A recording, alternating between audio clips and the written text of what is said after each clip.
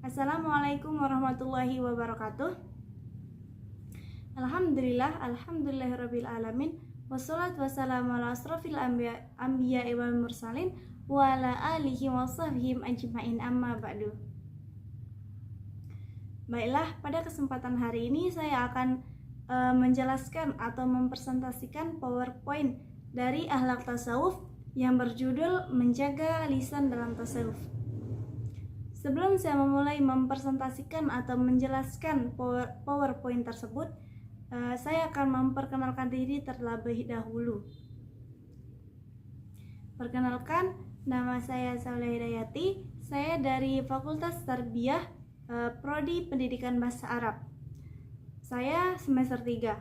Baiklah, saya akan memulai mempresentasikan atau menjelaskan pada slide pertama, yaitu menjaga lisan dalam tasawuf. Apa sih pengertian dari tasawuf? Baiklah, di sini saya akan memulai mempresentasikan atau menjelaskan dari akhlak tasawuf yang berjudul Menjaga Lisan dalam Tasawuf, yang dimana kita sama-sama bisa melihat pada tulisan di samping kita, yang dimana tasawuf adalah jalan spiritual dalam Islam yang bertujuan untuk mendekatkan diri kepada Allah melalui pembersihan hati dan pengendalian hawa nafsu. Salah satu aspek penting dalam tasawuf adalah menjaga lisan, yang dimana sebagai bagian dari pengendalian diri. Oleh sebab itu, dalam tasawuf lisan dianggap sebagai cerminan hati. Mengapa? Karena apa yang kita keluarkan dari lisan kita dapat mencerminkan ke dalam spiritual kita. Kemudian pentingnya menjaga lisan dalam tasawuf ini, yang dimana kita juga bisa sama-sama melihat pada kata-kata atau kalimat di samping kita, yang dimana lisan dapat menjadi sumber keburukan jika tidak dijaga.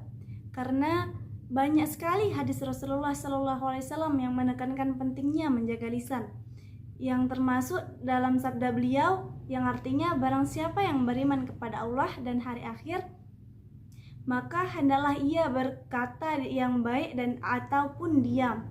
Hadis riwayat Bukhari.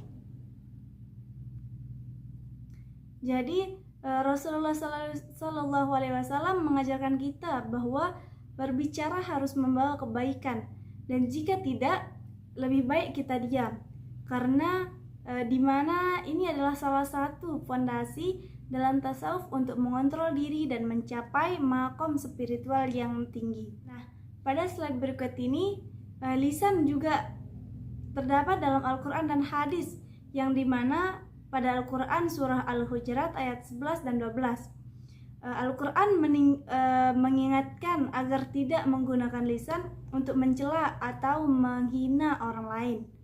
Sedangkan dalam hadis yang artinya seorang muslim adalah menyelamatkan muslim lainnya dari gangguan lisan dan tangannya. Hadis riwayat Bukhari dan Muslim. Nah, kemudian kita bisa sama-sama melihat pada kata-kata atau tulisan di samping kita, yang dimana praktik menjaga lisan dalam kehidupan sehari-hari. Yang pertama, berzikir sebagai bentuk menjaga lisan agar tetap terjaga dengan hal-hal baik. Kemudian menahan diri dari ghibah, fitnah, dan perkataan yang sia-sia. Kemudian memilih kata-kata yang positif dan membangun dalam percakapan sehari-hari.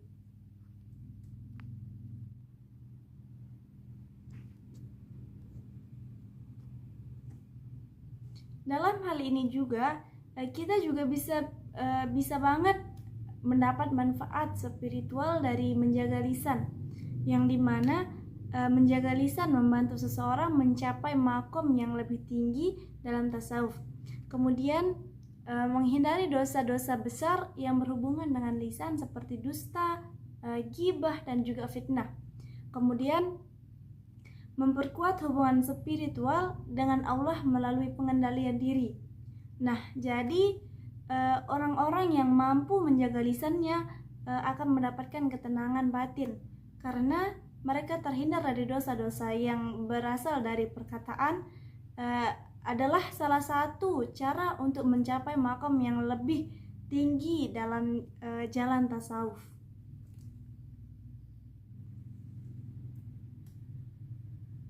Nah, apa sih kesimpulan dari penjelasan tersebut? Jadi, kesimpulan yang kita dapat dalam tema ini atau judul ini adalah menjaga lisan merupakan salah satu ajaran utama dalam tasawuf. Kemudian, melalui pengendalian lisan, seseorang dapat mencapai kedamaian batin dan juga mendekatkan diri kepada Allah. Kemudian ajaran ini juga bukan hanya dalam spiritualitas pribadi, akan tetapi juga dalam hubungan sosial dan juga masyarakat. Menjaga lisan adalah bagian penting dari perjalanan spiritual kita, yang dimana dalam tasawuf ketika kita mampu mengendalikan lisan, kita juga dapat mengendalikan hati dan pikiran kita. Mungkin hanya ini yang dapat saya sampaikan. Apabila ada kata-kata atau penyampaian dalam saya menyampaikan, saya mohon maaf. Sekian, wassalamualaikum warahmatullahi wabarakatuh.